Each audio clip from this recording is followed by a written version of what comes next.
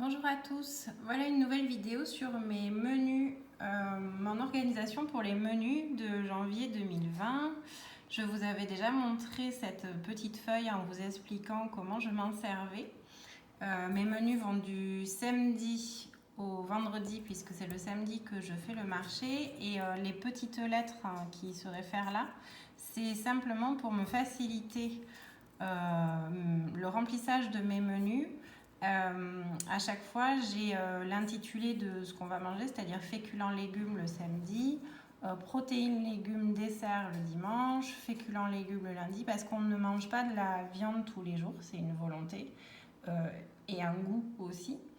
Et on aime beaucoup les légumes, donc je base beaucoup mes menus sur les légumes et je me rajoute ensuite des petits trucs pour penser à manger, par exemple des yaourts qu'on mange pas forcément tout le temps et puis un peu paradoxalement, quand on en a dans le frigo, ils disparaissent en 2 secondes. Donc du coup, voilà, je les ai mis de manière à équilibrer un petit peu, yaourt, fromage.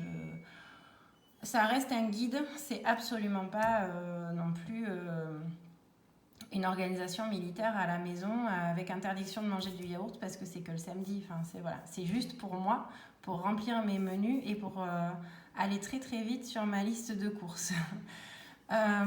Donc je remplis pour chaque semaine cette feuille et avant je me faisais une autre feuille de menu de la semaine un peu plus détaillée, puis finalement celle-ci me convient très bien. Je peux me l'emmener où je veux, entre mes deux maisons, je l'accroche dans ma cuisine et puis voilà, c'est parti. Pour vous expliquer un petit peu comment je remplis au mois, vous voyez qu'il y a beaucoup de vide. C'est parce qu'en fait, même si j'ai une feuille de menu mensuelle, je finalise mes menus le vendredi soir ou le samedi matin avant d'aller au marché. Et en fonction de ce que je trouve vraiment au marché, je modifie ou je remplis mes cases correctement. Donc par exemple, si j'ai besoin, par exemple là j'avais marqué une potée choux, pommes de terre et saucisses. Et j'ai des soupes où je vais utiliser de la pomme de terre, un gratin de navet où je vais utiliser de la pomme de terre. Donc quand je fais ma liste de courses, je sais que je dois prendre des pommes de terre pour au moins 3 plats, voire 6 repas en fait, puisqu'à chaque fois que je fais un plat, j'essaye qu'il me dure sur 2 repas. Le plat du lundi par exemple, on va manger les restes le mardi. La soupe, si je fais une soupe, vous voyez, citrouille 1, il y a citrouille 2 parce que je me débrouille pour en avoir pour deux repas. Ce qui fait que je fais des économies de temps pour remplir mes menus, mais aussi des économies d'argent puisque je n'achète évidemment que ce qu'on va consommer. Pour faire aussi des économies ce mois de janvier, j'ai l'habitude en fait de faire, vous connaissez sûrement le Pantry Challenge, c'est-à-dire le fait d'utiliser absolument en premier pour faire ces menus ce qu'on a déjà à la maison, de manière à ne pas racheter la même chose ou à ne pas acheter autre chose que ce qu'on a déjà, et de réduire le montant de ses courses mensuelles ou de ses courses hebdomadaires. Et moi j'aime bien le faire en janvier puisque en décembre en général c'est un mois où on a consommé des produits un peu moins économiques on va dire que dans les autres mois.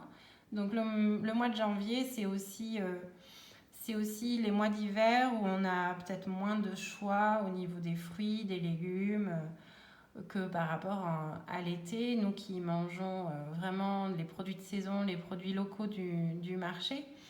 Donc du coup, c'est le bon moment pour nous pour faire voilà, cet effort-là de vraiment aller chercher tout ce qu'on a, de vider le congélateur pour... alors évidemment, je vais le faire en janvier, je vais le faire en février, je vais le faire en mars sûrement. Pas que j'ai tant de choses que ça dans le congélateur ou dans mes placards, mais je suis quelqu'un qui aime bien remplir ses placards au cas où. Et du coup, je me retrouve à ne jamais vraiment profiter de ce que j'ai, des conserves qu'on a pu nous offrir, des choses comme ça. Donc je me force un petit peu en fait à les utiliser sans raison particulière autre que faire des économies sur ces mois d'hiver et faire un petit peu de place. Donc c'est ce que j'ai entouré en rose dans mon menu mensuel. Conserve, congélateur, c'est vraiment les produits que je vais utiliser de la liste que j'ai pu faire des produits que j'avais déjà à la maison.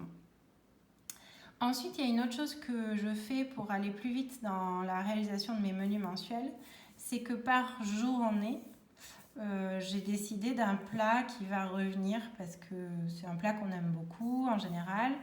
Et en fait, il va être là tous les dimanches ou un dimanche sur deux.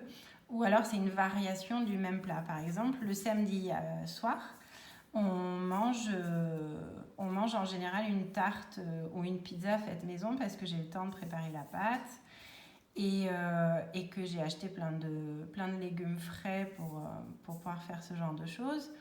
Donc le samedi soir, on a souvent pizza ou tarte. Donc là, par exemple, tarte aux oignons, tarte coca qui est une recette avec une conserve justement de tomates, poivrons, oignons qui sont faites l'été. Et de nouveau tarte aux oignons parce qu'en général on a beaucoup d'oignons à cette période de l'année et en plus on aime beaucoup ça. Et je vous avouerai que cette fois-ci dans mes menus je me suis vraiment pas pris le chou à chercher beaucoup de variations de plats. Là pareil le dimanche, crumble. D'une part parce qu'on aime ça tous les trois, mon fils, mon compagnon et moi. Et que j'ai des fruits congelés parce qu'on a des fruitiers dans le jardin. Donc du coup, j'ai des fruits au congélateur que je vais utiliser en mixant avec les pommes.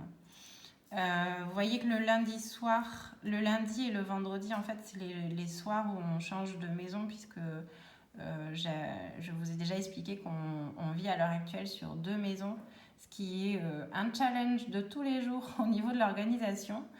Et donc le lundi et le vendredi soir, c'est les soirs où on a besoin de manger rapidement parce qu'on n'a pas le temps de préparer quoi que ce soit de très élaboré. Donc c'est omelette le lundi, tandis que le vendredi, ça va être petite soupe vermicelle bouillon cube et charcuterie ou œufs.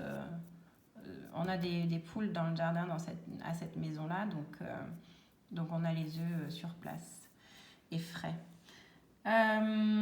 Le mardi, c'est les restes soit du dimanche, soit du lundi. Je me débrouille pour faire des restes parce que là, c'est les journées où je travaille le mardi et le vendredi. Donc, je m'emporte mon déjeuner sur mon lieu de travail et mon compagnon, il a les restes aussi. Le mercredi, j'ai mis du poisson de manière à ce qu'on en mange au moins une fois par semaine. Donc mercredi, ça sera saumon fumé, le mercredi d'après brandade, le mercredi d'après maquereau. Et le dimanche, saumon du congélateur, puisque voilà, je ne vais pas l'emmener, lui faire la route pour le manger le mercredi. Donc ce sera le dimanche. Vous voyez que le jeudi, j'ai utilisé donc, des conserves ou de la viande du congélateur, parce que le jeudi, on mange de la viande. Et le vendredi, je vous en ai parlé. Donc voilà comment j'ai pré-rempli en fait mes menus au mois. Et le samedi, en fonction de ce que j'ai dans mon panier de marché, je vais remplir... Oui, alors je vous explique le panier de marché. C'est une collègue à moi qui me ramène un panier de chez elle, d'un producteur local qui fait des paniers bio. Et pour 10 €, on a tout un panier de légumes. Donc en fait, finalement, au marché, je vais encore plus vite parce que je complète juste ce qui me manque. Donc en fonction de ce que j'ai dans le panier et de ce que je trouve au marché, je finis mes menus. Voire à l'inverse, je fais mes menus, je comptabilise ce dont j'ai besoin au marché et j'achète au marché. Mais des fois, il y a des variations, donc j'adapte mon menu. Et puis en fait, c'est vraiment un guide. Et si on a la flemme de manger quelque chose qui est prévu le soir et qu'on change ou qu'on mange juste un bout de fromage qui nous arrive, et ben voilà, c'est pas grave. De toute façon, on a très peu de restes parce qu'on finit toujours par accommoder tout ce qu'on a. Comme on a peu, on a uniquement ce dont on a besoin, même si on ne le mange pas le jour où c'est prévu, on le mange mangera un autre jour, mais ce sera mangé. Et après, tout ce qui reste non utilisé, enfin même, on en a très peu, ça part aux poules ou au compost, donc c'est réutilisé. Voilà, si vous avez des questions sur ce menu, sur mes petites lettres énigmatiques, n'hésitez pas à me poser des questions, il n'y a pas de souci. J'espère que ces petits trucs et astuces vous aideront à faire des menus plus rapidement, parce que finalement moi ça me prend vraiment pas beaucoup de temps, et ça nous a permis de diviser notre facture alimentation, enfin notre enveloppe alimentation par bien au moins 50%. Donc c'est quand même hyper intéressant. Et je pense que c'est vraiment le premier pas le plus facile quand on commence à faire attention à son budget. Voilà. À bientôt sur les menus. Au revoir.